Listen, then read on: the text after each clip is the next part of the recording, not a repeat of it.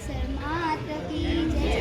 જય અંબે ગરબી મંડળ કાલવાણી, તાલુકો કેશોદ, જિલ્લો જુનાગઢ, ગુજરાત. હું આરુચિ દયાદર, રાજસ્થાન મેવાડ નાથ દ્વારા મા ભગવતી શ્રી કંકુ કેસર માતાજી હાલ પધારે છે.